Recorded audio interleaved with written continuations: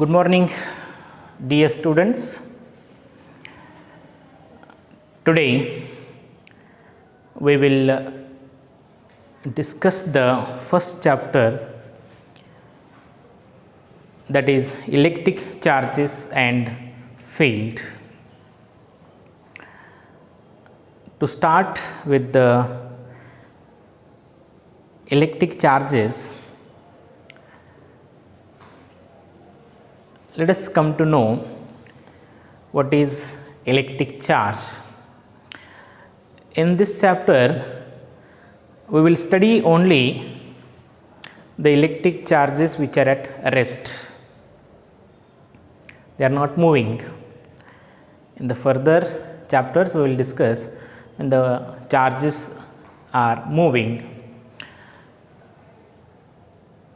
The study of charges at rest is called electrostatics.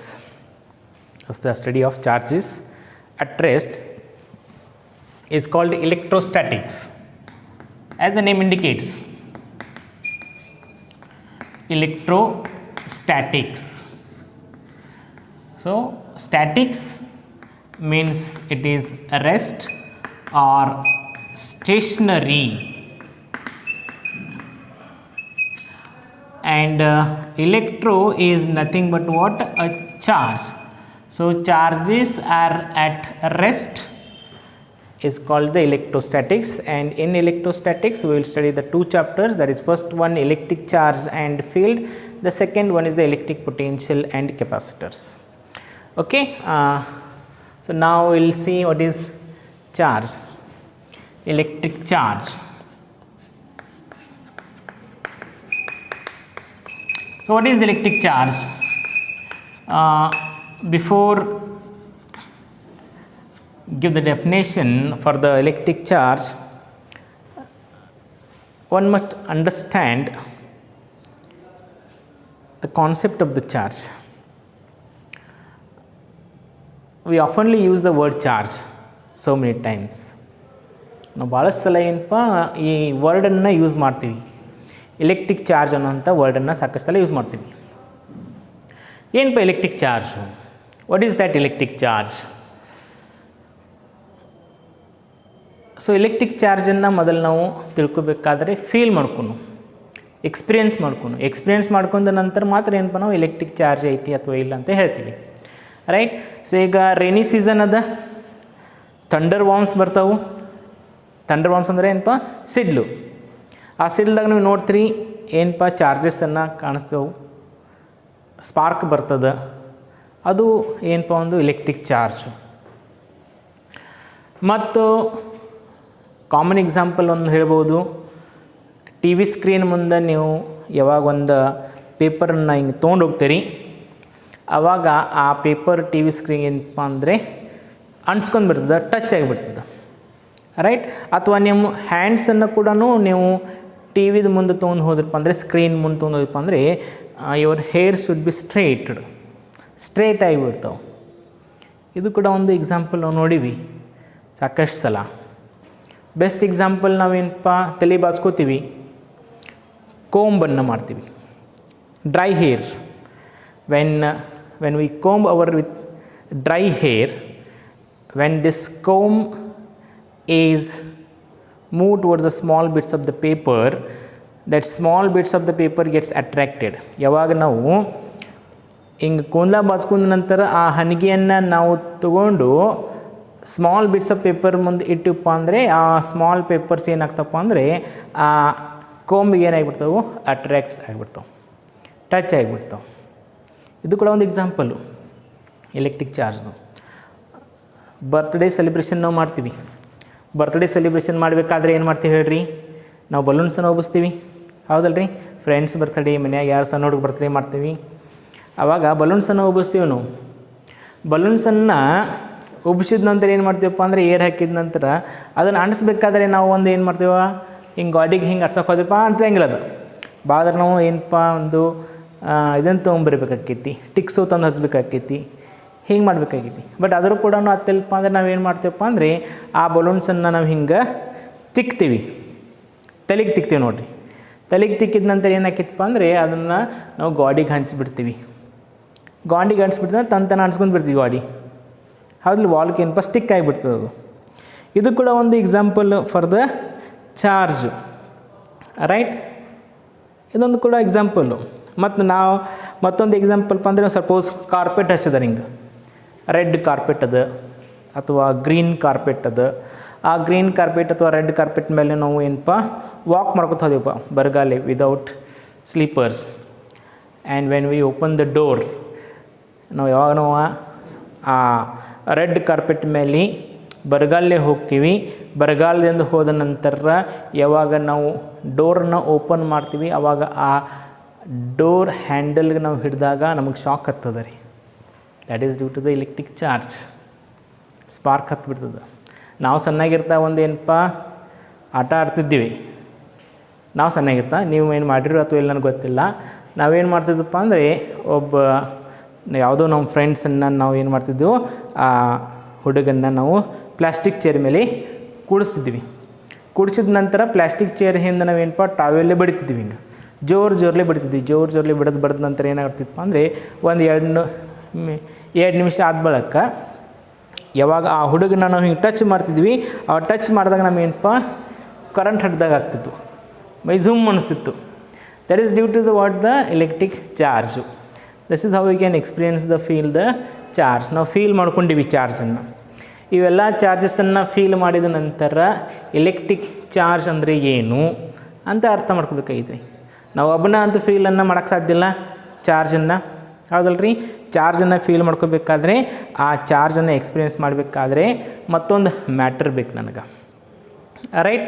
ಈಗ ಒಂದು ಏನಪ್ಪ ಎಕ್ಸ್ಪೀರಿಯೆನ್ಸ್ ಮಾಡ್ತೀವಿ ನಾವು ಚಾರ್ಜಸನ್ನು ಎಕ್ಸ್ಪೀರಿಯೆನ್ಸ್ ಮಾಡಬೇಕಾದ್ರೆ ನಾವು ಎಲೆಕ್ಟ್ರಿಕ್ ಚಾರ್ಜನ್ನು ಡಿಫೈನ್ ಮಾಡಿದ ನಂತರ ಯಾವ ರೀತಿ ನಾವು ಚಾರ್ಜನ್ನು ಎಕ್ಸ್ಪೀರಿಯೆನ್ಸ್ ಮಾಡ್ತೀವಿ. ಸಪೋಸ್ ಇದೊಂದು ಮ್ಯಾಟರ್ ಅದ, ಆ ಮ್ಯಾಟರ್ದಲ್ಲಿ ಚಾರ್ಜ್ ಪ್ಲಸ್ ಕ್ಯೂ ಅಂತ ಅದ. ನಾವು ಚಾರ್ಜನ್ನು ಡಿನೋಟ್ ಮಾಡ್ತೀವಿ ಕ್ಯೂದಿಂದ.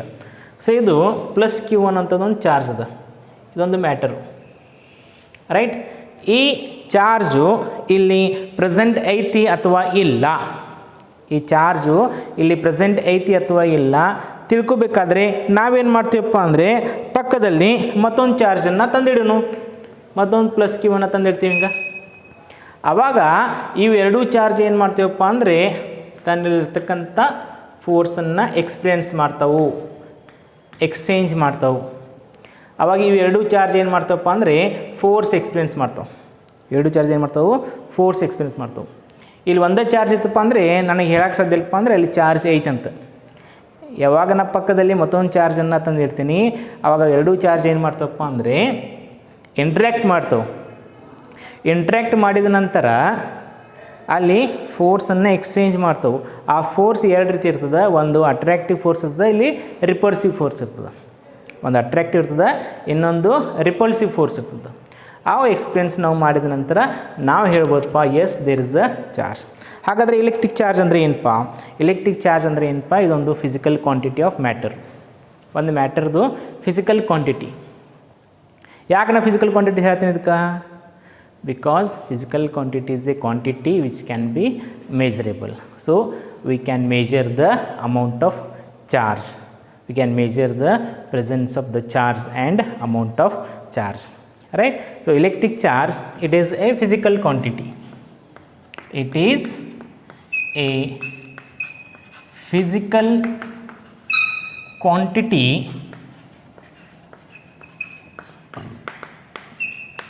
of matter, physical quantity of matter of which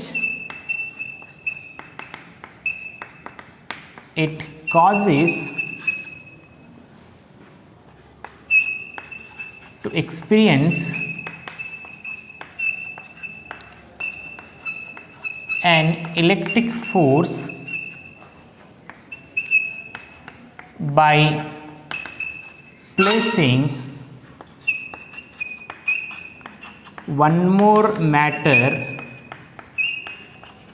close to it or nearby it, or nearby it. Nodri, idondu physical quantity of matter which causes it to experience an electric force by placing one more matter close to it or near to it. ನೋಡ್ರಿ ಇಲ್ಲಿ ಒಂದು matter ಅದ charge Q, ಅದನ್ನು force experience ಮಾಡಬೇಕಾದ್ರೆ ನಾವೇನು ಮಾಡಬೇಕು, ಪಕ್ಕದಲ್ಲಿ ಮತ್ತೊಂದು ಚಾರ್ಜ್ ಅಥವಾ ಮ್ಯಾಟರನ್ನು ತಂದಿರ್ತೀವಿ, ಆವಾಗ ಅದು ಫೋರ್ಸನ್ನು ಎಕ್ಸ್ಪೀರಿಯನ್ಸ್ ಮಾಡ್ತದೆ. ಇದು ಸಿಂಪ್ಲಿ ಎಲೆಕ್ಟ್ರಿಕ್ ಚಾರ್ಜನ್ನು ನಾವು ಹೇಳಿವಿ. ರೈಟ್, ಎಲೆಕ್ಟ್ರಿಕ್ ಚಾರ್ಜನ್ನು ಡಿಫೈನ್ ಮಾಡಿವಿ. ನಮ್ಮ ಎಕ್ಸಾಂಪಲ್ಸ್ ಕೂಡ ನಾವು ನೋಡಿವಿ ಸಾಕಷ್ಟು ಆಗಲಿ. ರೈಟ್, ಸೊ ಈ ಎಕ್ಸಾಂಪಲ್ಸನ್ನು ತಿಳ್ಕೊಂಡ ನಂತರ ಅಲ್ಲಿ ನಾವೇನು ಹೇಳ್ಬೋದಪ್ಪ ಅಂದರೆ there are two types of the charges. One it is positive charge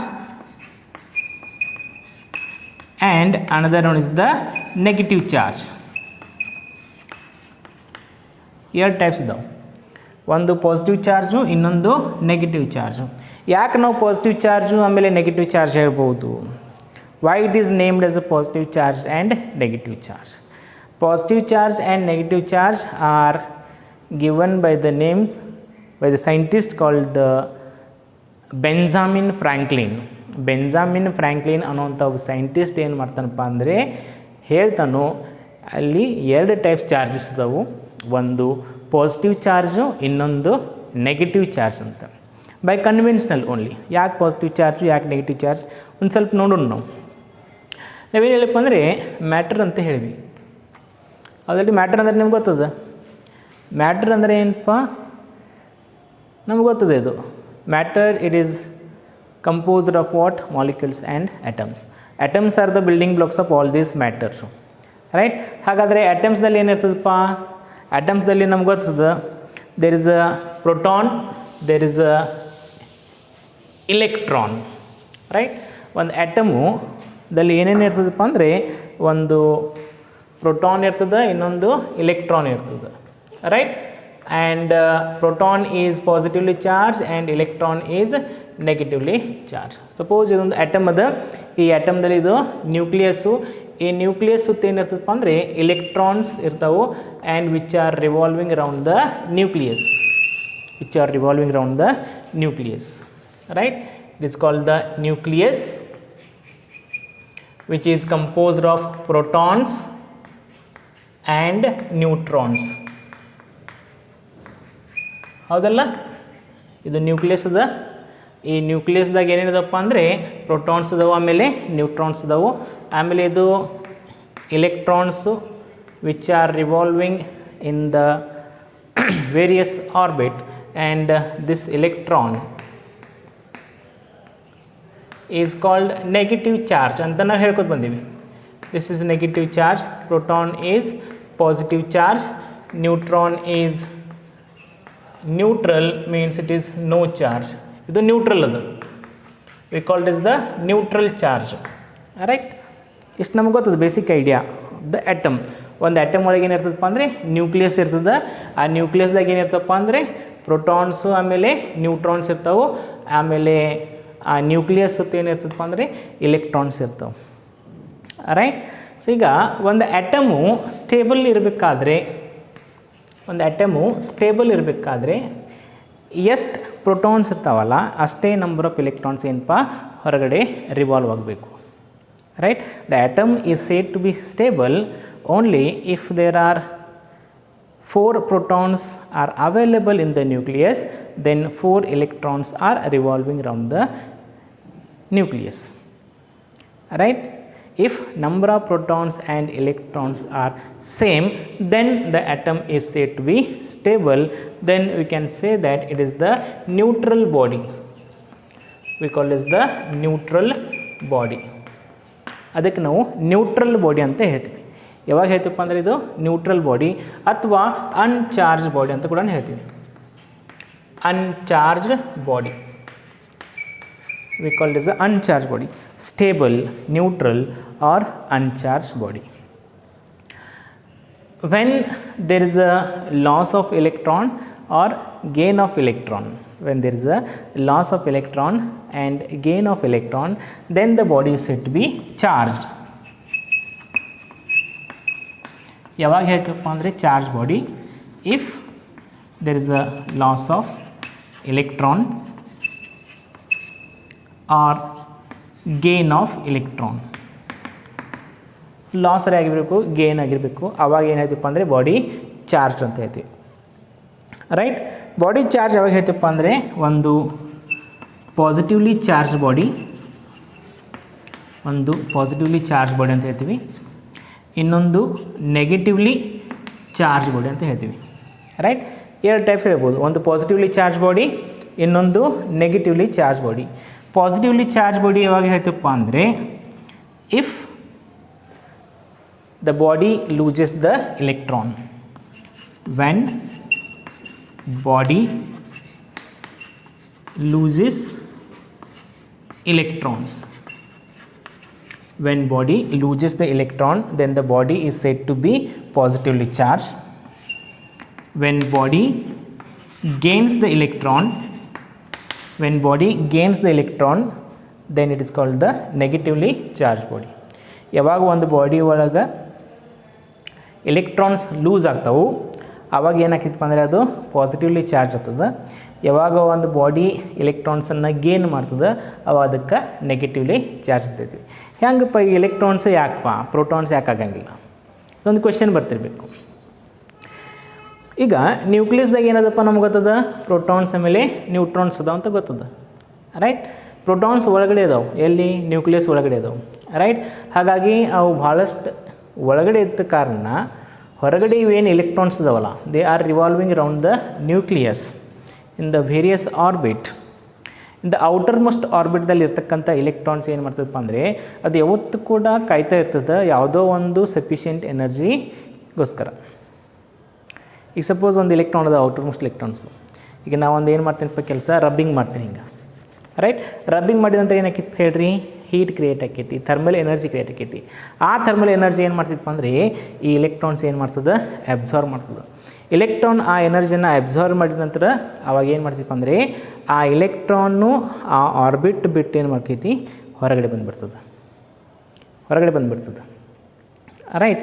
ಆವಾಗ ಇಲ್ಲಿ ಎಲೆಕ್ಟ್ರಾನ್ ಸಂಖ್ಯೆ ಕಡಿಮೆ ಆಕೈತಿ, ಪ್ರೋಟಾನ್ಸ್ ಸಂಖ್ಯೆ ಏನಾಕೈತಿ ಅಂದರೆ ಪ್ರೋಟಾನ್ಸ್ ಅಂತೂ ಏನು ಚೇಂಜ್ ಆಗೋಂಗಿಲ್ಲ, ಬಟ್ ಕಂಪೇರಿಟಿವ್ಲಿ ಪ್ರೋಟಾನ್ಸ್ ಏನಪ್ಪ ಅಂದರೆ ಜಾಸ್ತಿ ಆಗಿಬಿಡ್ತದೆ, ಎಲೆಕ್ಟ್ರಾನ್ಸ್ ಏನಾಗಿರುತ್ತೆ ಇಲ್ಲಿ ಕಡಿಮೆ ಆಗಿರ್ತದೆ. ಹಾಗಾಗಿ ಆ ಬಾಡಿಗೆ ನಾವು ಪಾಸಿಟಿವ್ಲಿ ಚಾರ್ಜ್ ಆಗ್ತಾ ಇದ್ದೀವಿ. ಯಾಕಂದರೆ ಇಲ್ಲಿಂದ ಎಲೆಕ್ಟ್ರಾನ್ ಏನದು ಲೂಸ್ ಅದು. ಈಗ ಸಪೋಸು ಒಂದು ಬಾಡಿ ಒಳಗೆ 10 ಪ್ರೋಟಾನ್ಸ್ ಅದಾವು, ಆಮೇಲೆ 10 ಎಲೆಕ್ಟ್ರಾನ್ಸಲ್ಲಿ ಸುತ್ತಾಗ್ತಿರ್ಬೇಕು.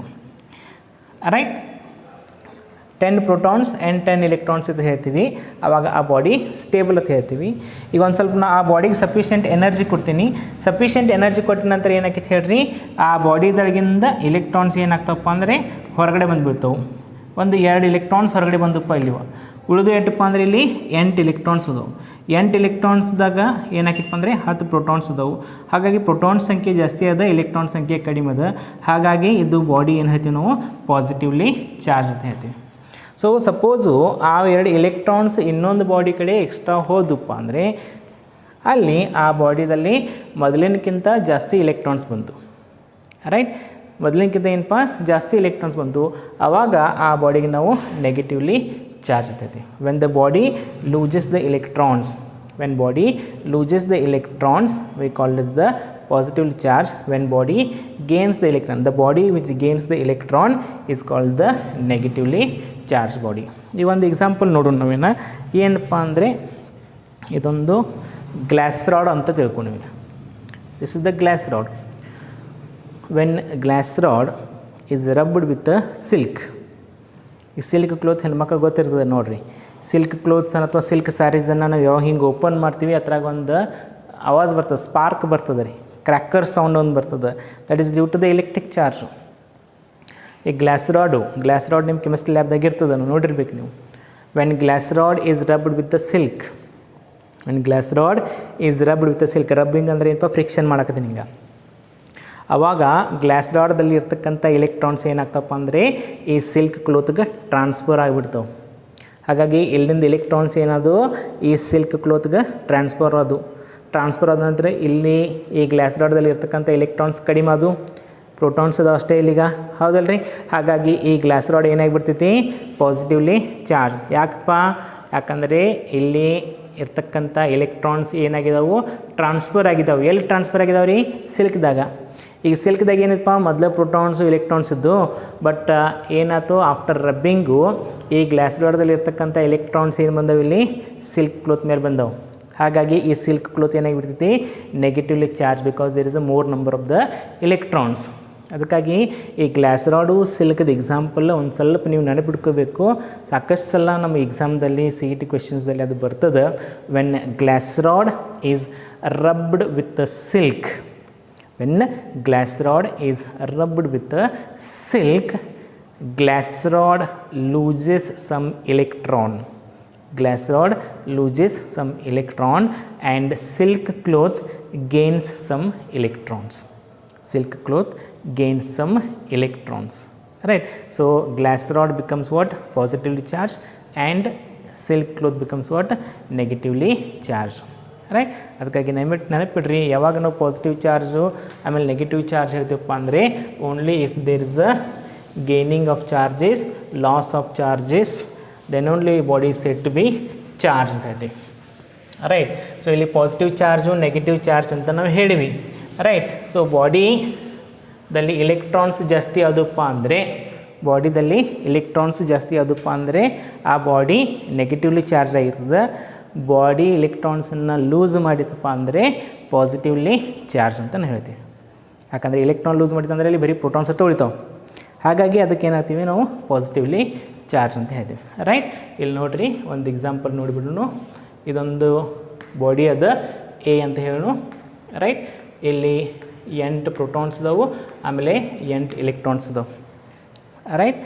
ಸೊ ಎ ಬಾಡಿದಾಗ 8 ಪ್ರೋಟಾನ್ಸು 8 ಎಲೆಕ್ಟ್ರಾನ್ಸ್ ಇದಾವೆ. ರೈಟ್. ಒಂದು ಸ್ವಲ್ಪ ನಾನು ರಬ್ ಮಾಡ್ತೀನಿ. ರಬ್ ಮಾಡಿದ ನಂತರ ಇನ್ನೊಂದು ಬಾಡಿ ಜೋಡಿ ರಬ್ ಮಾಡ್ತೀನಿ. ರೈಟ್. ಇದು ನಾವು ಗ್ಲಾಸ್ ರಾಡ್ ಅನ್ನೋನು, ಆಮೇಲೆ ಇದು ಸಿಲ್ಕ್ ಅನ್ನೋನು. ರೈಟ್. ಸೊ ಇದು ಯಾವಾಗ ನಾನು ರಬ್ ಮಾಡ್ತೀನಿ, ರಬ್ ಮಾಡಿದ ನಂತರ ಏನಂತ ಹೇಳ್ರಿ, ಇಲ್ಲಿಂದ ಎಲೆಕ್ಟ್ರಾನ್ಸ್ ಏನದು ಹೇಳ್ರಿ, ಈ ಕಡೆ ಟ್ರಾನ್ಸ್ಫರ್, ಅದು ಎಲೆಕ್ಟ್ರಾನ್ಸ್ ಆರ್ ಟ್ರಾನ್ಸ್ಫರ್. ಇಲ್ಲಿಂದ ಒಂದು 2 ಎಲೆಕ್ಟ್ರಾನ್ಸ್ ಈ ಕಡೆ ಬಂದುಪ್ಪ. ಸಪೋಸ್ ಇಲ್ಲಿ 10 ಪ್ರೋಟಾನ್ಸು 10 ಎಲೆಕ್ಟ್ರಾನ್ಸ್ ಇದ್ದು ಮೊದಲು. ಈಗ ಏನು ಮಾಡ್ತೀವಿ, ರಬ್ ಮಾಡ್ತೀವಿ. ರಬ್ ಮಾಡಿದ ನಂತರ ಇಲ್ಲಿ 2 ಎಲೆಕ್ಟ್ರಾನ್ಸ್ ಏನು ಬರ್ತವೆ, ಇಲ್ಲಿ ಜಾಸ್ತಿ ಬಂದುಬಿಡ್ತಾವೆ. ಎಕ್ಸ್ಟ್ರಾ ಎಲೆಕ್ಟ್ರಾನ್ಸ್ ಬಂದು ಇಲ್ಲಿ ಗೇನ್ ಆಫ್ ಎಲೆಕ್ಟ್ರಾನ್ಸ್ ಅದು. ಸೊ ಎಲೆಕ್ಟ್ರಾನ್ಸ್ ಗೇನ್ ಆದಾಗ ಇಲ್ಲಿ ಎಲೆಕ್ಟ್ರಾನ್ಸ್ ಲೂಸ್ ಅದು. ಮೊದಲು 8 ಎಲೆಕ್ಟ್ರಾನ್ಸ್ ಇದ್ದು, ಈಗ 6 ಎಲೆಕ್ಟ್ರಾನ್ಸ್ ಅದು. ಹಾಗಾಗಿ ಇದೇನಾಯ್ತು ನೋಡ್ರಿ, ಈಗ ಇದು ಪಾಸಿಟಿವ್ಲಿ ಚಾರ್ಜ್ ಆಯಿತು. Glass rod is positively charged and silk gains the electrons, so it becomes what? Negatively charged. So positively charged, negatively charged ಯಾಕಾಕಿತ್ತಪ್ಪ ಅಂದರೆ gain of electrons and loss of electrons. Loss ಆತಂದರೆ positively charge, gain ಆತಂದರೆ negatively charge ಅಂತ ಹೇಳ್ತಾರೆ. Right. So electron ಯಾಕಾಗ್ತಾವಪ್ಪ ಅಂದರೆ because they are in the outermost orbit, and when they get the sufficient energy from the external source, they absorb that energy observe ಮಾಡ್ತಾವೆ. Energy observe ಮಾಡಿದ ನಂತರ ಏನಾಗ್ತಾವೆ, ಹೊರಗಡೆ ಬಂದುಬಿಡ್ತಾವೆ. Right. ಅದಕ್ಕಾಗಿ ಅವಾಗ ಬಾಡಿ ನಾವು charge ಅಂತ ಹೇಳ್ತೀವಿ. ರೈಟ್. ಅನ್ಚಾರ್ಜ್ ಯಾವಾಗ ಹೇಳ್ತೀವಪ್ಪ ಅಂದರೆ if there is a number of protons and number of electrons are same. Positive charges negative charges same ಇದ್ದಾಗ ನಾವು ಅದಕ್ಕೆ ಅನ್ಚಾರ್ಜ್ ಬಾಡಿ ಅಂತ ಹೇಳ್ತೀವಿ. ಯಾವಾಗ ಒಂದು ಬಾಡಿ ಒಳಗೆ ಪಾಸಿಟಿವ್ ಚಾರ್ಜು ಹೆಚ್ಚದಪ್ಪ ಅಂದರೆ ಅದಕ್ಕೆ ಪಾಸಿಟಿವ್ಲಿ ಚಾರ್ಜ್ ಅಂತ ಹೇಳ್ತೀವಿ. ನೆಗೆಟಿವ್ ಚಾರ್ಜ್ ಕಮ್ಮಿ ಆದಪ್ಪ ಅಂದರೆ ಜಾಸ್ತಿ ಆದಪ್ಪ ಅಂದರೆ ಅದಕ್ಕೆ ನಾವು ನೆಗೆಟಿವ್ಲಿ ಚಾರ್ಜ್ ಅಂತ ಹೇಳ್ತೀವಿ. ರೈಟ್. ಸೊ ನಾವು ಎಲೆಕ್ಟ್ರಿಕ್ ಚಾರ್ಜ್ ಅಂದರೆ ಏನು ತಿಳ್ಕೊಂಡೀವಿ. It is a physical quantity of matter which causes it to experience an electric force by placing one more matter close to it or near to it. Right. In the next class we will talk about how the charges can move through the conductors and the insulators, right? And of course we will see one method to charge the body. To charge the body there are methods. How we can detect the presence and nature of the charged body also we can see in the next class.